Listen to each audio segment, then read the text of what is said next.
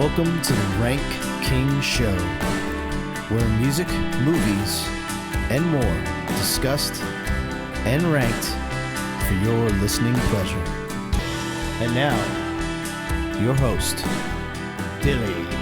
Welcome, my name is Billy, and we today are going to be ranking the top 10 Phish studio albums.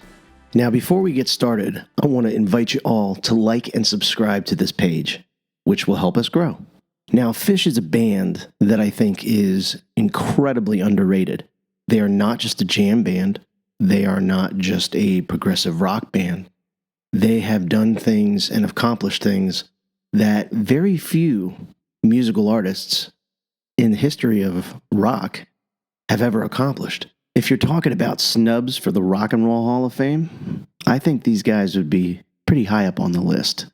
Now, even though Phish is very well known for their live performances and their bootlegs and their live albums, they have wonderful studio albums. I'm a huge fan, and my music taste is very diverse. And they've always been one of those bands that I think have been overlooked because they are very strange to hear at first listen. But once listened and dissolved, I feel like they get better with time, like a good wine. So let's get started. I know that they have technically about 16 studio albums, but we're going to start with number 10 and work our way to the top.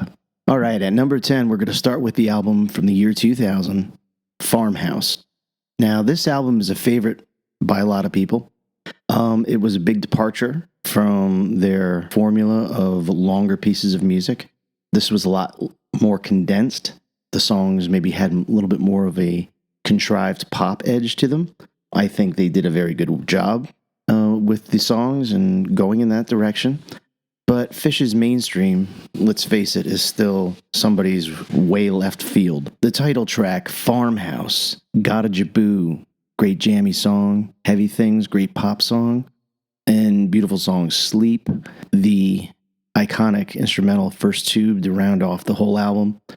Fantastic, all of it. There's nothing that I don't like that Phish has done, and they've kind of delved into every musical style on their albums.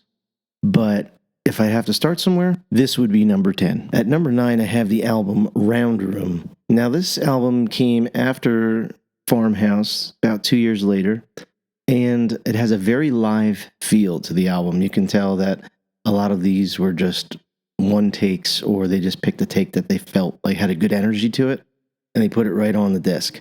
Now, the album track list, I think, is fantastic. The songs are a little bit more progressive in terms of length, and a bunch of different parts, in one song, different sweeps and movements to the songs. Lots of great stuff on this one.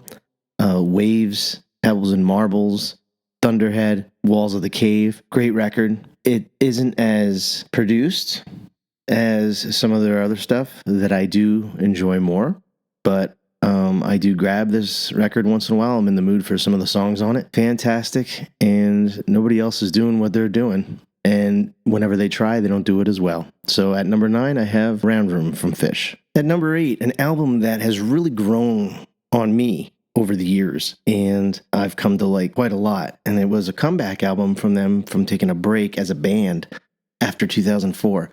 And it's the album at number 8, Joy from Phish. There's a lot I like about the record. They have a good melding of some of the shorter condensed pieces with the longer pieces of music. Backwards Down the Number Line, to me, is a very honest, dealing with age song lyrically from Trey.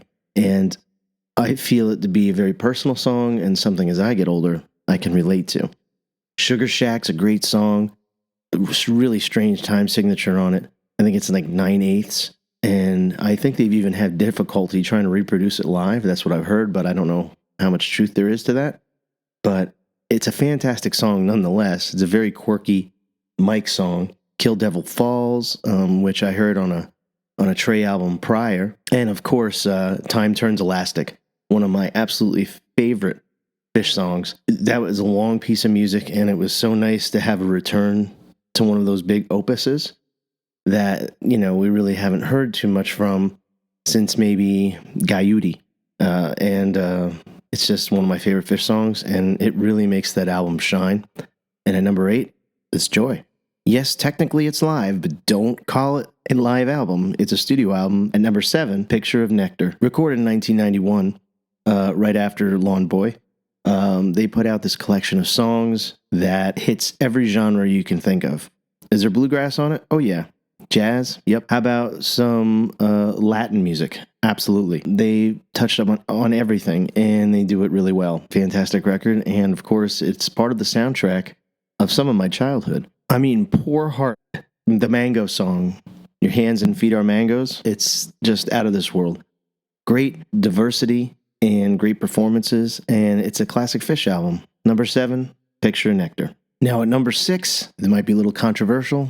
A lot of people have it higher on their list, but hey, this is all relative to the listener. On my list, I have number 6, The Story of the Ghost. It's a fantastic record, very long. I like that with Phish albums. The longer the better. Waiting in the Velvet Sea, classic ballad from them.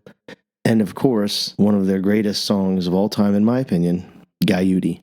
A long opus of musical sections that really just blow your mind. The musicality of the band is unmatched, and the fact how well they listen to each other when they're playing. Because I've always found that the best musicians are the ones that listen more than they play. And these guys have always been able to listen to each other and play together masterfully. And they've just gotten better and better over the years, and it's second nature. I couldn't ever picture someone being replaced in this band. So at number 6, that's The Story of the Ghost. All right, at number 5, I have an album that means a lot to me, and this was kind of their breakout album, quote unquote, from 1994. It is Hoist. This album has a lot of pop sensibilities.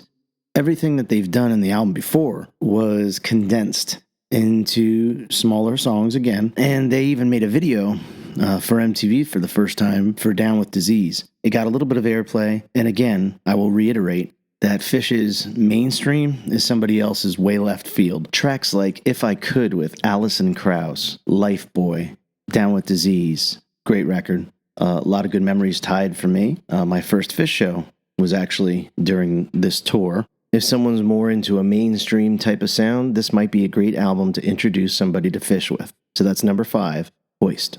So Hoist was probably their most sonically well-produced album, in my opinion. Number 4, they took another step, maybe not in the production side, but in the songwriting side with Billy Breathes at number 4. Shorter songs, but more interesting in the way that I love a band like Led Zeppelin or Yes for taking their music and putting a movie, a cinematic kind of thought process in my head when I'm listening to it.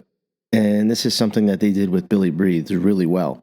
The tracks are grandiose. They have a real sort of an eeriness to some of them. Trey's playing and his solos are probably the best that they've ever been on this record. It's a little bit slower in tempo and pace, but it's an album that I seem to go to on a late fall and a winter night more often than maybe any of their other records. There's a lot of imagery put into the music. This record, I love probably more than all the other albums that are on that shorter poppy side in terms of the songwriting. So that's number 4, Billy Breathes. So now we've reached what I call the big 3 in the Phish studio album catalog. And we'll start off with number 3, which was the first record that I've ever heard and the first music I ever heard from Phish, from a buddy of mine who insisted on me listening to it. And I've always been open to listening to something new.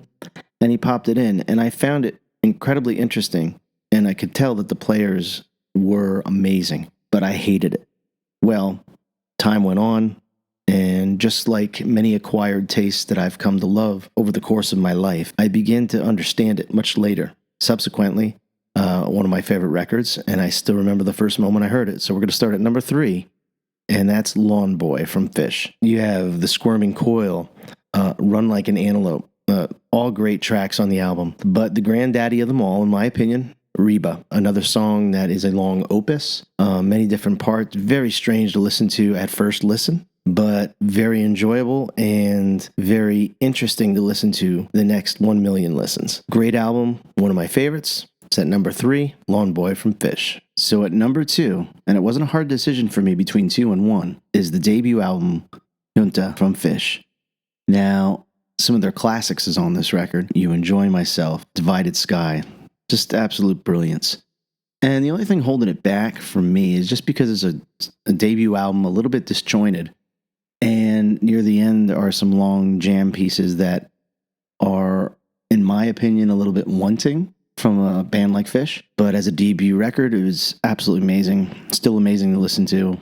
The compositions on them are second to none. So that's number 2 for me, the debut album from Phish. That finally leads us to the number 1 spot in my ranked list of the Phish studio albums top 10. At number 1, I have, of course, the album Rift from 1993. A brilliant piece of, in my opinion, very progressive rock concept album that leaves nothing on the table. Production-wise, perfect. Execution-wise, perfect. How they even came up with such a thing is beyond me. It stretches the imagination to think that they were able to conceive such a record. And it flew under the radar for the most part by a lot of progressive rock fans. Now, the jam band community always embraced them for their very loose and free live performances, which maybe kind of shut them out from some of the more progressive music fans because of the looseness and feel of the music. But make no mistake, it's a progressive rock masterpiece. In my opinion,